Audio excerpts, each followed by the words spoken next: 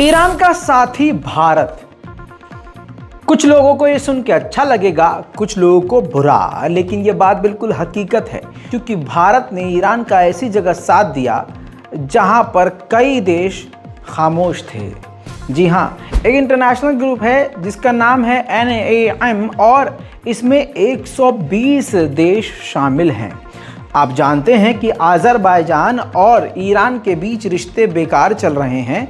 खासकर Azerbaijan Iran से बहुत बुरी तरह से चिढ़ा हुआ है, किसी भी तरह से ईरान के खिलाफ बड़ा कदम उठाने के लिए उतावला है। NAM के इस ग्रुप में 120 देशों में भारत भी शामिल है।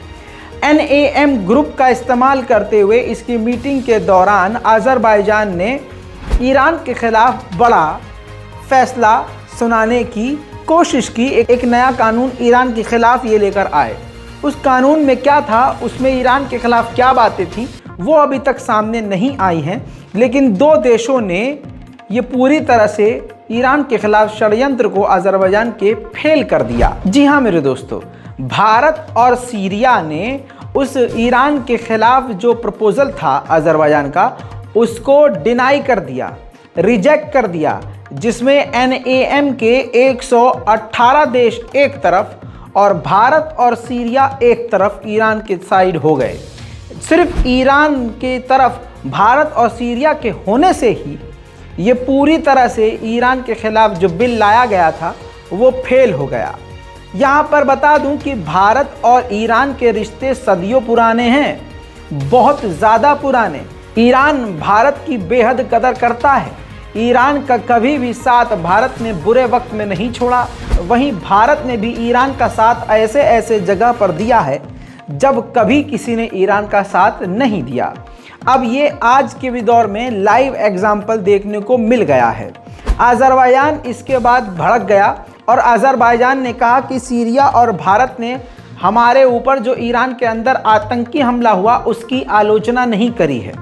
वहीं दूसरी तरफ भारत ने ऐसा क्यों किया, ये अज़रबैजान की वजह से ही है। अज़रबैजान तुर्की के साथ मिलकर, तुर्की, अज़रबैजान और पाकिस्तान, भारत का मानना है ये है कि यह हमारे खिलाफ षड्यंत्र रचते हैं और अज़रबैजान ने भी भारत को पिछले कई सालों में आंख दिखाने की कोशिश करी है।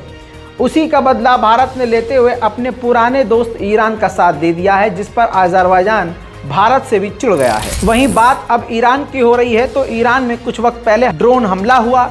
ईरान ने छुपाई वो खबर कि नहीं ज़्यादा नुकसान नहीं हुआ, जबकि आपके इस रज़ाग्राफ़ी ने आपको सारे सच दिखाए थे, जिसकी वजह से ईरान के समर्थकों ने कमेंट में हमको भी उल्टा सीधा कह डाला था। लेकिन मैं गोदी मीडिया के एजेंडे पे काम नहीं करता कि अगर किसी को मैं अच्छा बता रहा हूँ और उसका कुछ नुकसान हो जाए तो मैं नुकसान प्रोपेगेंडा के चलते हुए छुपाऊँ।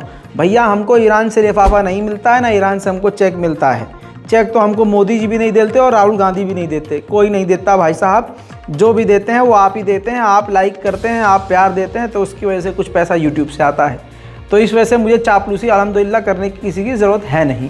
तो दूसरी बात यह है कि ईरान, देखिए, जो बात मैं कह रहा था तो लोगों को बुरा लग रहा था, जब धीरे धीरे वही बात ईरान ने बोलना शुरू कर दिया है तो अपने आप मुँह पर जूता पड़ना शुरू हो गया है लोगों के। इसलिए कहते हैं कि भाई साहब, किसी के भक्त बनो, अंधभक्त मत बनो। जब भी आप किसी के अंधभक्त बनोगे, इसी तरह से रुसवा और जलील होगे, अपने ही मुंह पर थूका हुआ खाओगे। दोस्तों, अब ईरान ने 2 दिन पहले ये एक्सेप्ट किया कि इजराइल ने हमला किया, फिर वापस ईरान ने कोई ऑपरेशन, ईरान के ऊपर जो हमला हुआ उसके खिलाफ कुछ नहीं किया। यानी जो बड़े बड़े डायलॉग थे वो ईरान के धरे रह गए। दूसरी तरफ अब बड़ी जानकारी ये दिखा रहा हूँ, ये सैटेलाइट इमेज देखिए। ये ईरान की मिलिट्री वर्कशॉप है जहाँ पर ईरान हथियार बनाता था। ड्रोन हमले के बाद ये सैटेलाइट काफ़ी ज़्यादा डैमेज नज़र आ रही है। ये सैटेलाइट तस्वीर के बाद खुलासा हुआ है। इजराइल की मीडिया से लेकर ये पूरे गल्फ़ की मीडिया में तस्वीर सैटेलाइट की वायरल हो चुकी है, जिससे ईरान का एक और झूठ खुल गया है। ईरान ने कोशिश करी थी कि ये जो बेइज्जती हुई है इसको छुपा सकें और उनकी जो सिक्योरिटी ब्रीच हुई है इतनी बड़ी, उसको छुपा सकें, लेकिन तस्वीरें सामने आकर सब कुछ सच कह गई हैं। वहीं अमेरिका ने बताया है कि हमने ईरान, कतर के नेताओं को भेजा था ईरान से बातचीत करने के लिए न्यूक्लियर पर, लेकिन ईरान ने उनको भी कोई सीधा जवाब नहीं दिया है। मिक्स रिएक्शन दे रहा है, यानी कभी हाँ कभी ना। इसमें ईरान की चाल नज़र आ रही है और ईरान की नीयत सही नहीं है। वो परमाणु बनाने की तेज़ी से तैयारी कर रहा है, इससे साफ जाहिर हो रहा है। उधर नॉर्वे की ह्यूमन राइट कमीशन ने एक बड़ी बात कही। उन्होंने रिसर्च करके बताया कि ईरान प्रदर्शनकारियों की आंखों को निशाना बना रहा है। अब तक 19 लोग अपनी एक आंख खो चुके हैं, जिन 19 लोगों में 9 केवल महिलाएं हैं। दोस्तों, ईरान लगातार इल्ज़ामों में घिरता जा रहा है, लेकिन इन सब के बावजूद, ईरान पर ड्रोन हमला होने के बावजूद, वहाँ की कुछ जाहिल जनता अभी भी ईरान के खिलाफ प्रदर्शन कर रही है। वो बिल्कुल दिमाग से पायदार हो चुके हैं लोग जो ईरान के खिलाफ प्रदर्शन कर रहे हैं कि अब ड्रोन हमला हो रहा है। जाहिर सी बात है, ये जो ईरान के अंदर जो प्रदर्शन चल रहा है, इसमें अमेरिका और इजराइल का ही तो हाथ है। तो अब हमें शांत हो जाना चाहिए, कहीं इन सब का इस्तेमाल करके, हमारा इस्तेमाल करके ईरान को तोड़ ना दिया जाए। लेकिन फिर भी जनता ऐसा सोचने पर बिल्कुल भी अपना ज़ाया वक्त नहीं कर रही है और अभी भी ईरान में कई जगह प्रदर्शन चल रहे हैं। उधर अमेरिका ने ईरान के उन बड़े लोगों पर पाबंदी लगाई है, ईरानियों पर, जो ईरान के ड्रोन कंपनियों से या फिर ड्रोन से किसी न किसी लिंक से जुड़े हुए थे। बात करें फ़िलिस्तीनियों के हक की, तो फ़िलिस्तीनियों का $30 मिलियन नेतन्याहू ने रोक दिया है। फिर से अंतर्राष्ट्रीय संगठनों ने उनसे कहा, नेतन्याहू से कहा कि ऐसा ना करें। नेतन्याहू ने दोबारा से इस प्रपोजल को ठुकरा दिया और कहा कि $30 मिलियन हम फ़िलिस्तीनियों को नहीं देंगे। उधर सफ़ेद शैतान फ्रांस के राष्ट्रपति इमैनुअल मैक्रोन नेतन्याहू से मिलने इजराइल पहुंचे और वहां जाकर एक ही शपथ खाई कि ईरान को न्यूक्लियर हथियार नहीं लेने देंगे, क्योंकि ये इलाके के लिए एक बड़ा ख़तरा बन जाएगा। दुनिया की सबसे बड़ी ताकतें ईरान के खिलाफ इकट्ठा हो रही हैं।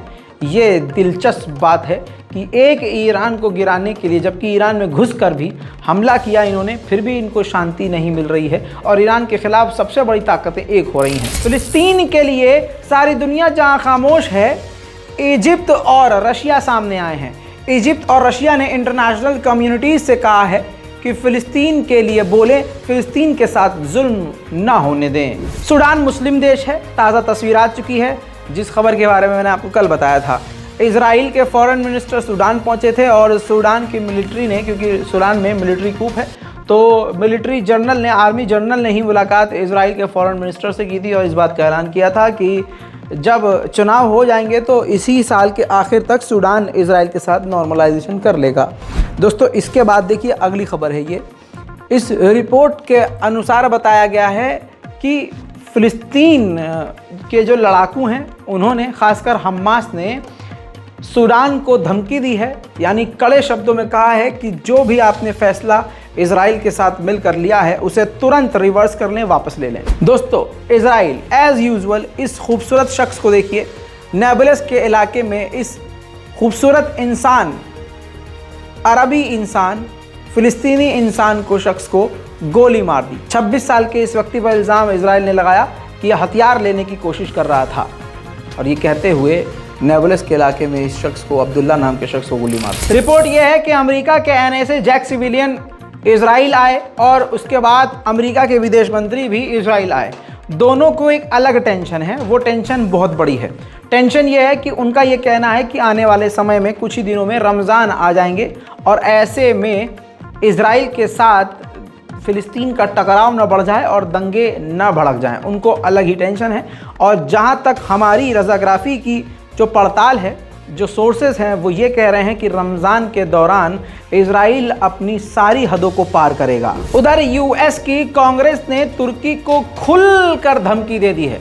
कह दिया है कि अगर स्वीडन को नेटो में शामिल होने से रोका तो F-16 विमान की जो मिलने की तुम्हें संभावनाएं हैं ना, वो भी खत्म कर देंगे। F-16 विमान तुमको देंगे ही नहीं। उधर तुर्की ने एक बड़ा कदम और अच्छा कदम उठाया, इंडोनेशिया के साथ मिलकर हाथ मिलाया और डिफेंस की डील कर ली है।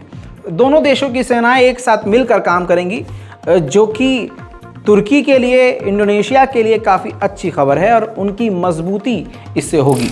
दोस्तों, मिडिल ईस्ट रिपोर्ट में आज के लिए इतना ही। इस पूरी रिपोर्ट पर अपनी राय प्लीज़ दीजिएगा और अगर आपने हमारे चैनल को सब्सक्राइब नहीं किया तो भैया कर लीजिए। जय हिंद।